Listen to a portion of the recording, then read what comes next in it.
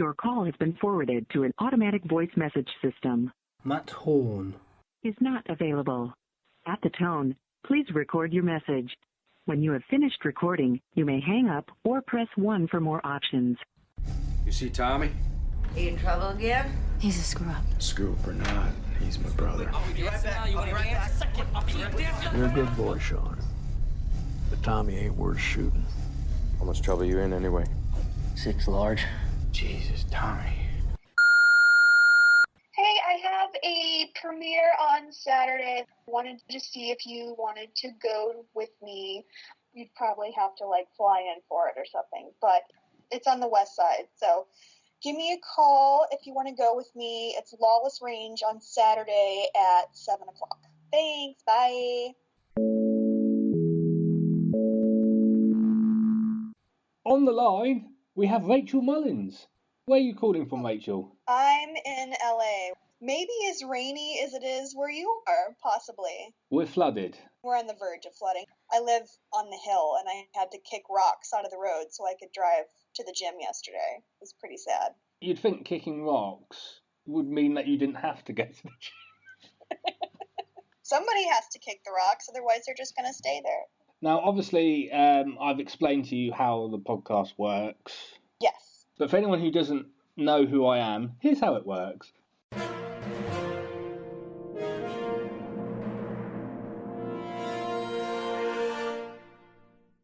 Hello, and welcome to Matt Horn Meets. I am a computer, the Hawk 1000. I am here to tell you how the podcast works. Throughout the interview, both Matt and the interviewee will be selecting objects for use in the final part of the podcast, where the interviewee will be pitching a film idea. It should be noted at this point that the interviewee's responses are real and at time of recording, and none of the objects have been selected beforehand. Thank you, and goodbye. That's it, basically. How confident are you feeling, Rachel? I am very confident. So, the first object of the podcast is always about the current project that we're trying to promote, which obviously is Lawless Range. Mm-hmm. To start off with, the first object is a sort of a joint decision between myself and you. So, what object would you like to choose that's associated with Lawless Range? A pole. A pole? Yeah.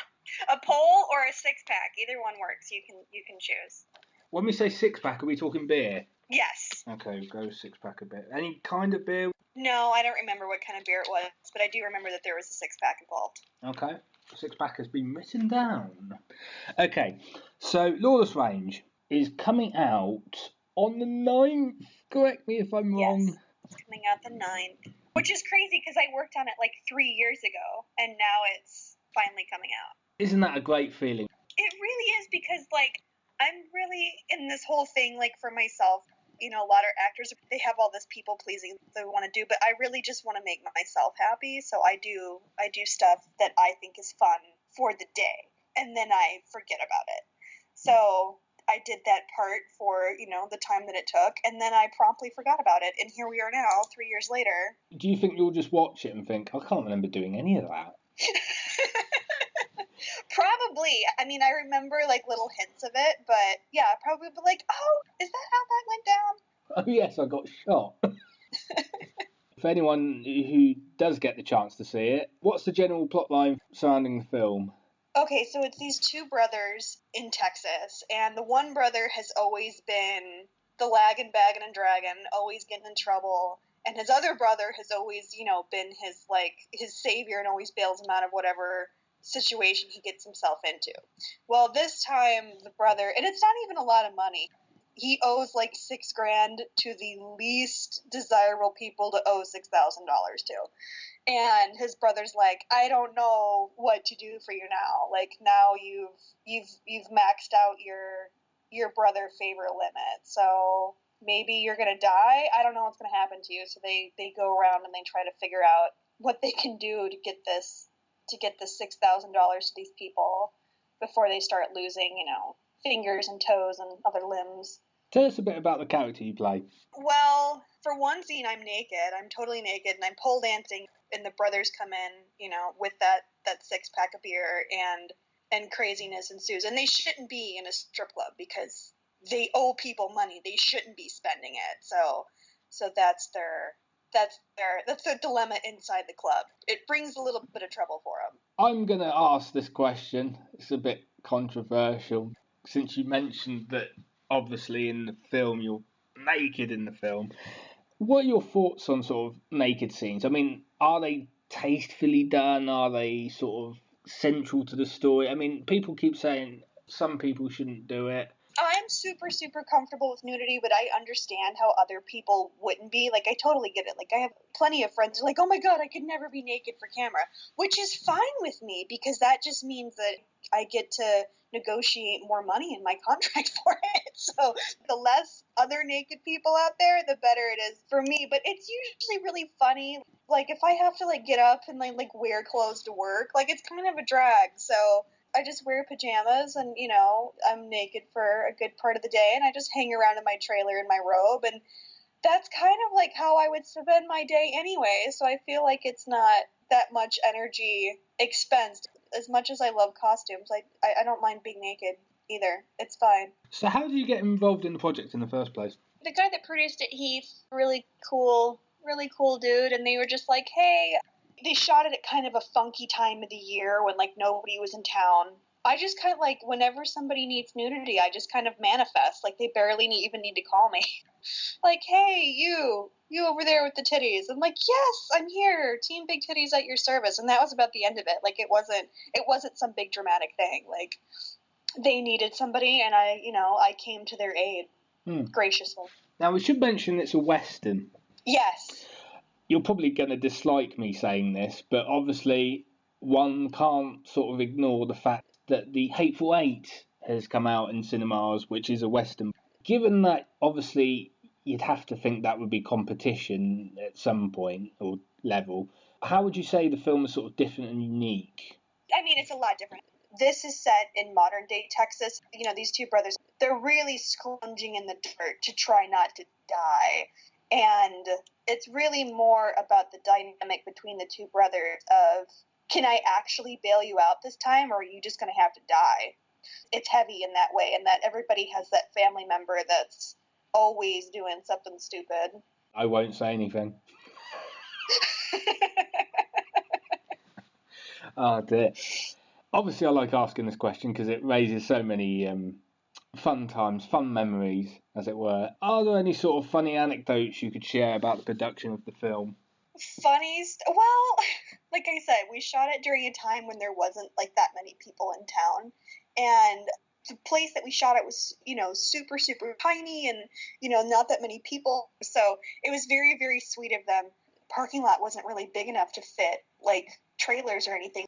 So they, like, made, like, a little, like, stall dressing room.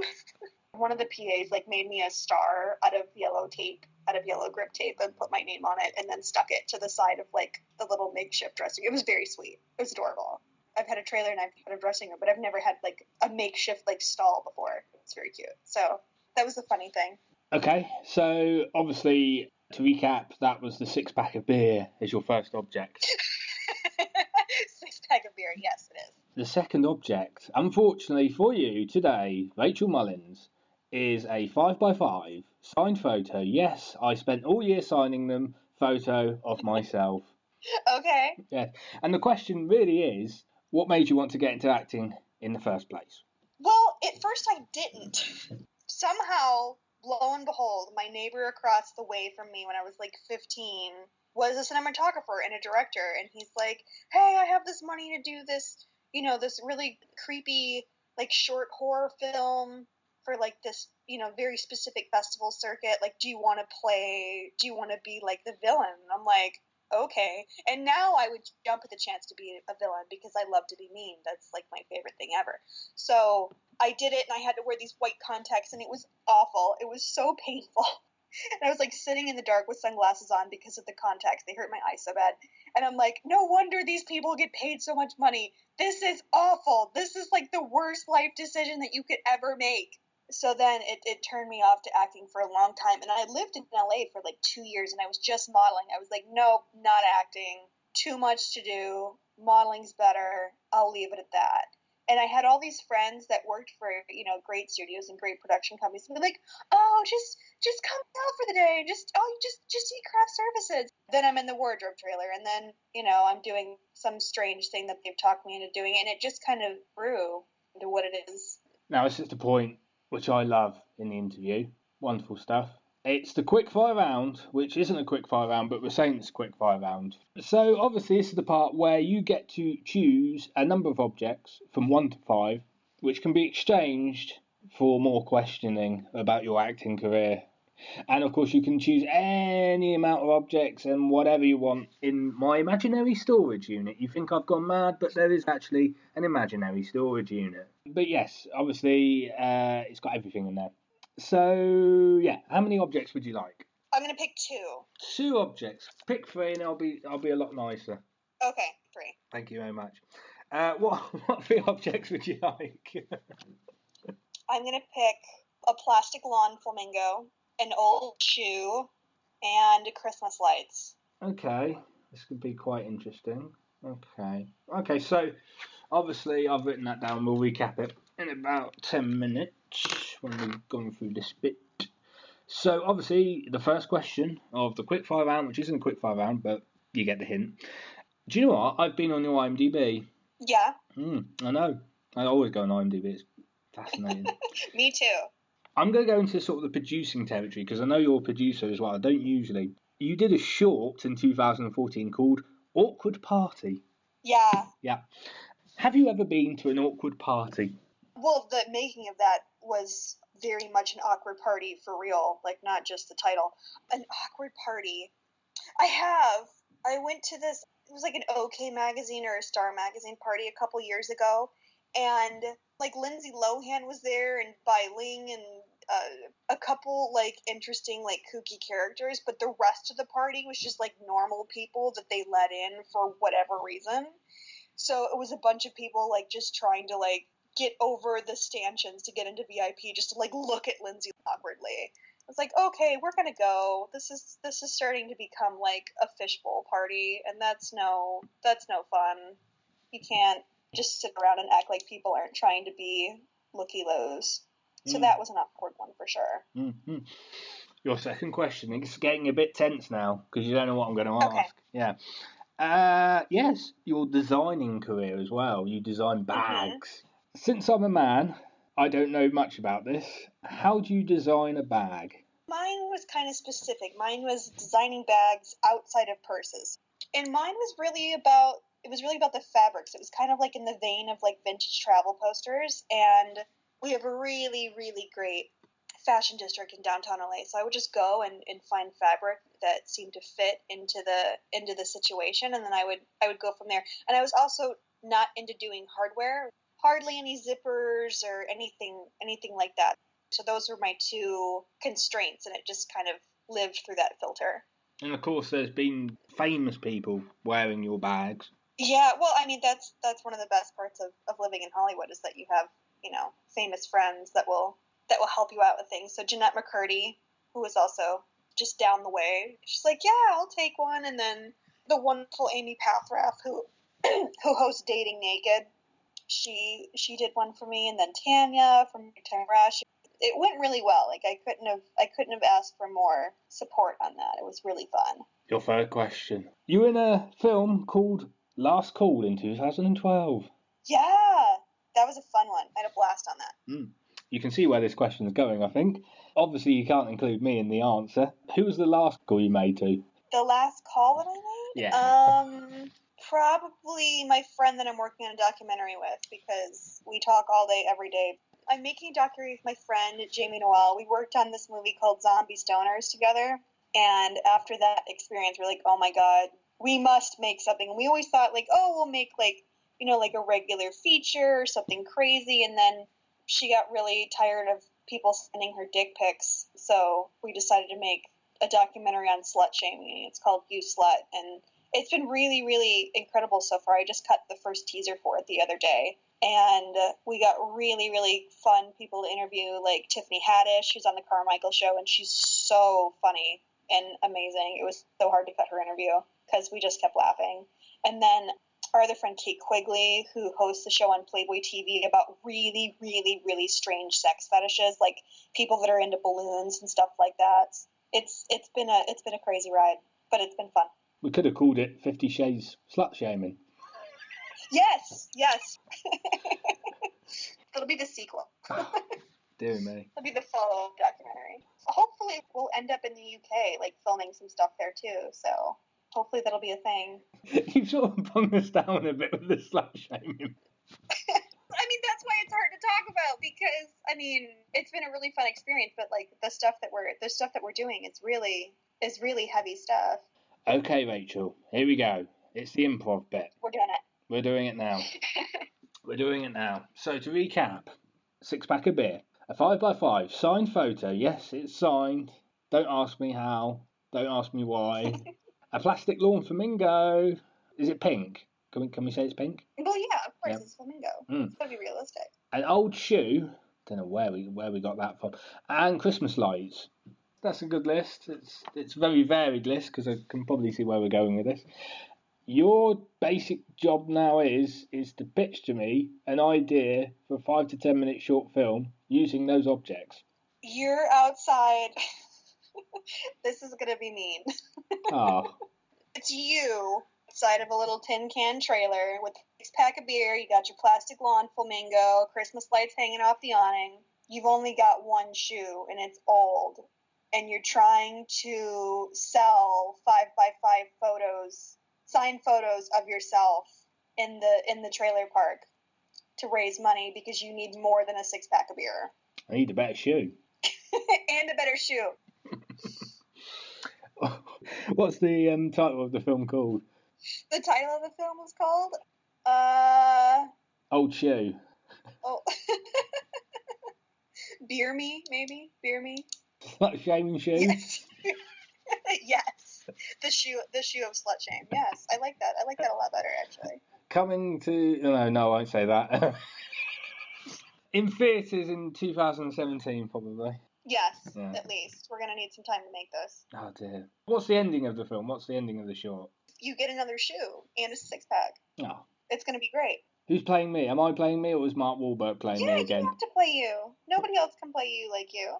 People keep saying Mark Wahlberg should play me. I mean, I don't know if he can get the accent right, but, he can certainly try. Mark, call me whenever you want. He won't. One of these days he might. You never know.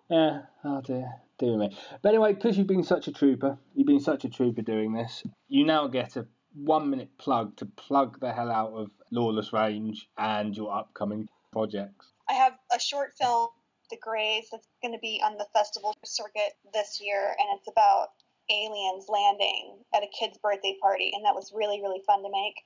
So that'll be at the festival circuit if you're a film festival kind of a person.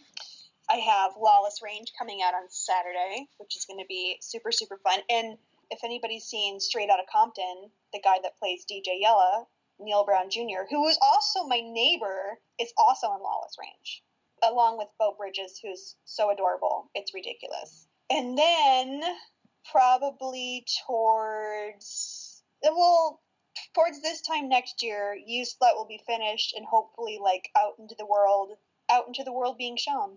Hopefully at Sundance or Cannes or another fun festival. So those are my 3 things. Well, Rachel, it's the end. It is the end. I know. Obviously, it's been a pleasure. Thanks so much for your time. Thank you. Have a good day. Bye-bye now.